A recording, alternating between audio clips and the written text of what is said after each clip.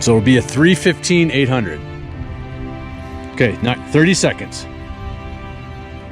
3, 2, 1, you're out of here. Just settle in again, trust yourself. So aside from the workout itself, the purpose of the workout is to work on your negative split for the race. Can you perform while you're tired? No, the 1200's to tire you out, and each interval is getting shorter but faster. Okay, so you have to, as you get tired, you're gonna have to run faster. It's all about finishing strong, being able to perform while you're tired. See if you can hang on to it. We don't want diminishing returns.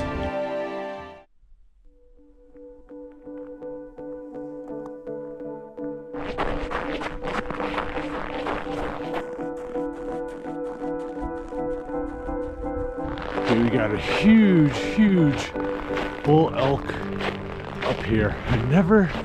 Very rarely do I see elk up here, but we've also been seeing elk at home. So I wonder if this is just a weird winter for them or why we're seeing more elk. Very rare. We see a lot of moose, but not elk. Let's see if we can get a good look at them.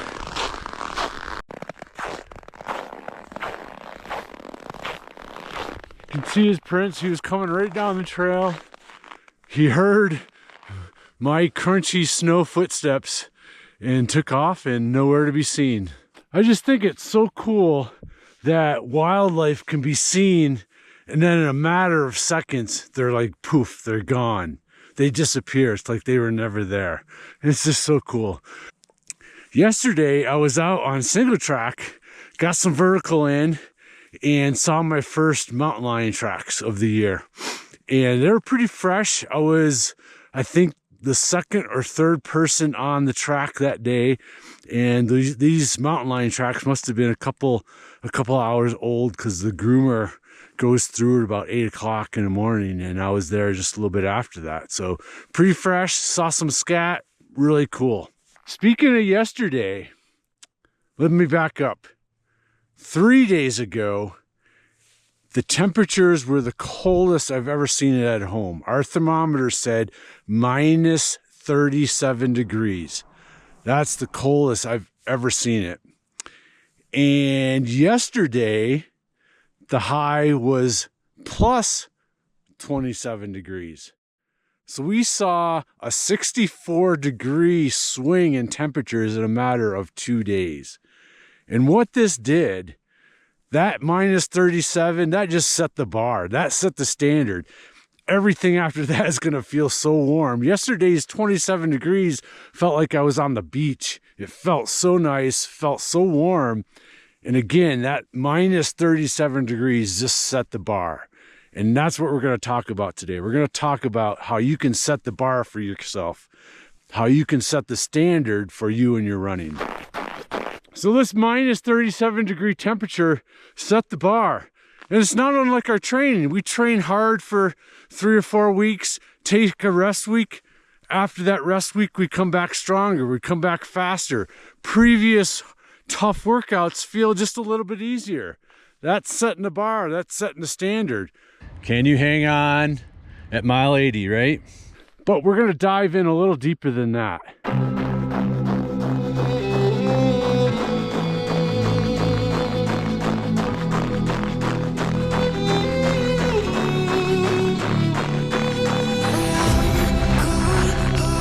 I distinctly remember the time as a kid I was playing midget little league baseball, and I can vividly remember preparing for a game at home, thinking about the game, and visualizing hitting a home run.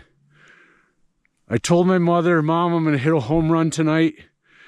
What did I do? Went, hit the home run. That visualization moment as a child really stuck with me all the way up until today. It made me realize it set the standard for how much I can take control of what I want to achieve in my life.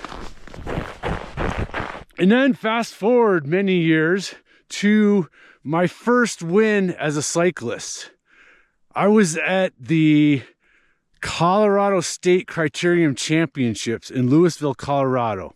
And if you're not familiar with the criterium style of racing and cycling, it's a circuit loop, I think usually about a mile in distance. So you're doing loops, and this one, and quite common, they are in downtown, more urban environments, so they can be viewer friendly. And you're just racing this big circuit round and around and around, usually for time. And if I remember right, this race was about for 40 minutes. So they set the time for racing for 40 minutes. And when you get close to that 40 minutes, they ring the bell and you have one more circuit to the finish line. And this effort is all out, max effort, going as hard as you can the whole time. You're in obviously more of a peloton environment, so there's drafting and that type of strategy going on, but it really is a max effort. And this set the bar for myself. This race, for all my running, everything, all my racing, this really set the bar, set the standard for the type of effort required. Midway through the race, I just decided that every time I started to fatigue or feel the burn in my leg, I'm going to speed up.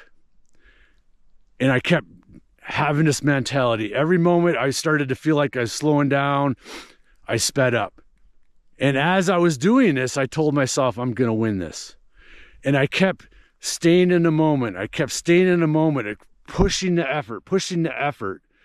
And lo and behold, this staying in the moment, this keep applying the gas, not wanting to slow down, not slowing down, but speeding up when I wanted to slow down, this set the standard for me. And that last lap, I took off and won the race. This taught me the effort required based on a situation. Now, not every race is 40 minutes. Sometimes they're 4 hours. Sometimes they're 24 hours. The effort's always going to be a little different. But again, it set the precedent for myself of staying in the moment and always applying the gas when it's appropriate based on the distance. It set my mindset. It gave me one moment in time to always refer to. Can you hang on at mile 80, right?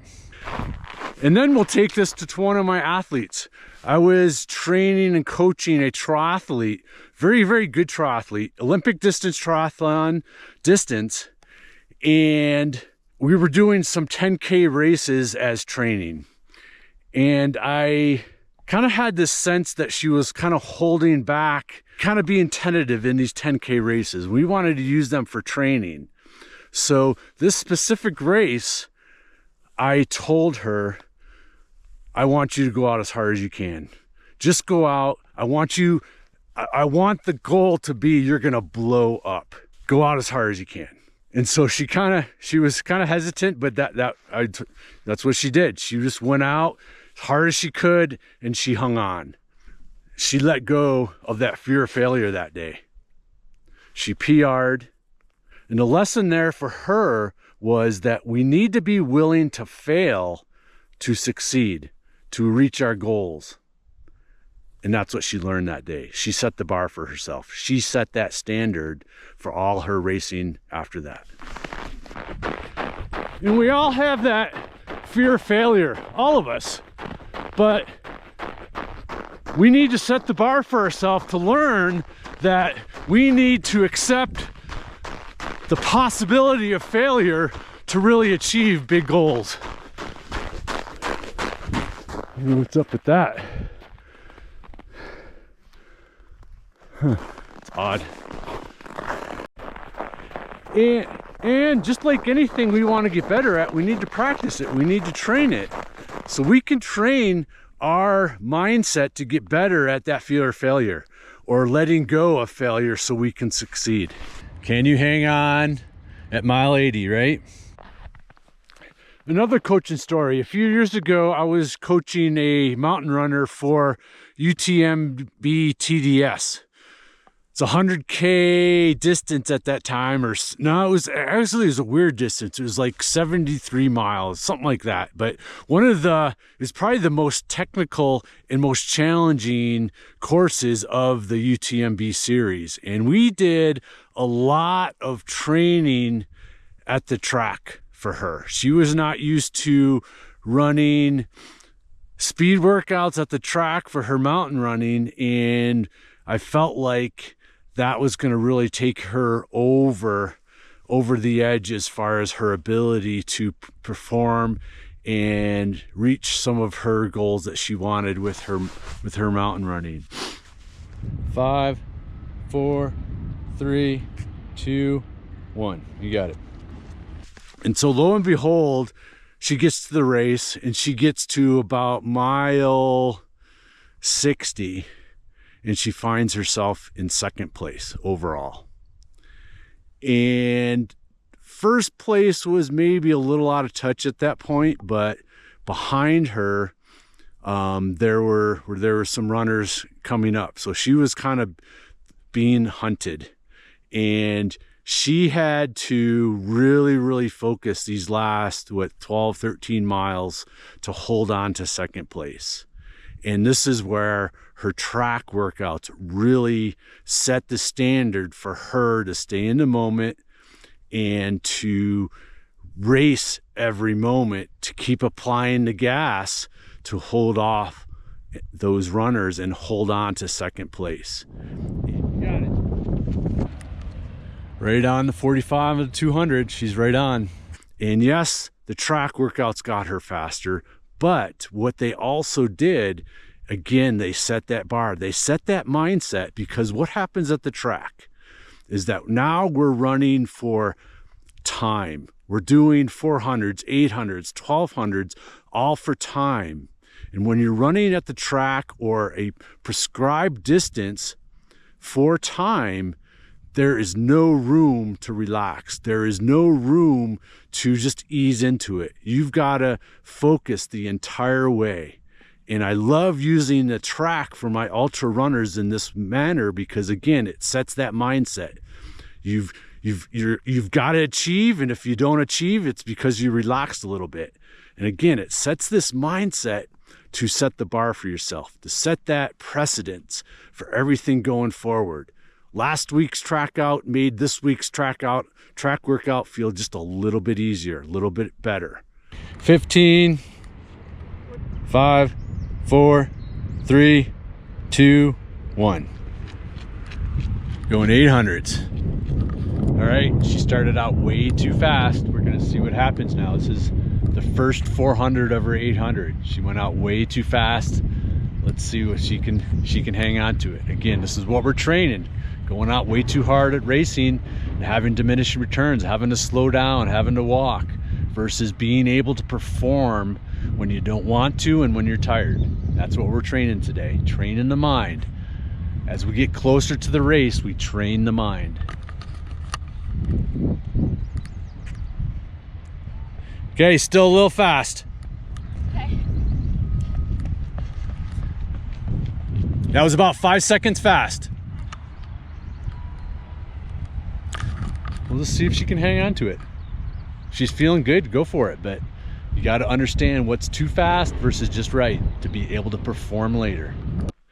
To improve in racing, the effort's always going to be a little bit harder than you want it to be. And that's where changing your mindset, setting the bar, setting the standard for yourself is going to bring you in the moment. If you're doing long races, if you're thinking too far ahead, that's just going to destroy your morale. You've got to be in the moment, and you've got to learn that that effort in the moment can be a little bit harder than you want it to be and still be successful. And this comes in training. Learning that, letting go of the hard hill repeats of, hey, it feels too hard. Oh, my heart rate's too high. You've got to experience that to then take that into the race scenario so that mindset is set. And then that translates to being in the moment while you're racing, not being scared of failing allowing that to let go and just performing in the moment. 3:05, you got 10 seconds. Just cruise it in. 3:10. Good, good. How'd that feel? A little fast, huh? Yeah. Let's see if we can hang on to it, okay? 90-second rest. All right, 20 seconds. 5, 4, 3, 2, 1. She's feeling good. She just caught herself going way too hard. So again, this third set's gonna be interesting to see if she can hang on to it. But she was about 5 seconds fast on the 200 of the 400, which is good if she's able to do that. But we're gonna see if she can hang on to it the third set. Run it faster if you can, or just maintain. This is where it gets fun. This is where you got to decide strategy. 9 seconds fast. That's really good. Best one yet. Really good.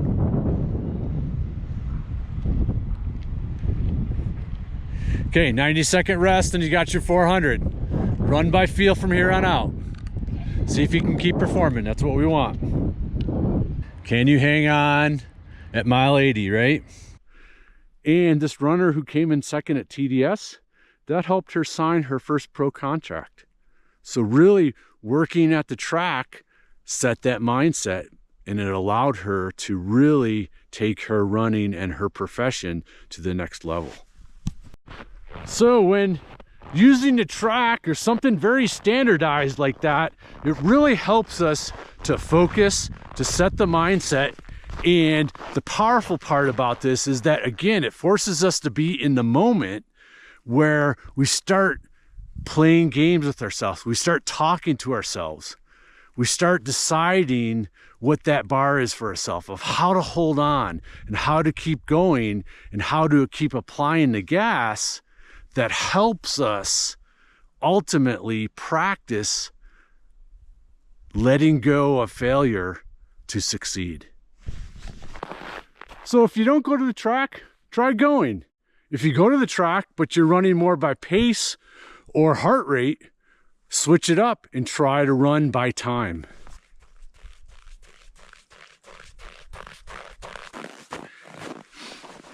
This is obviously going to help your running, but you're going to be amazed at what you're going to learn about yourself by just running around that oval.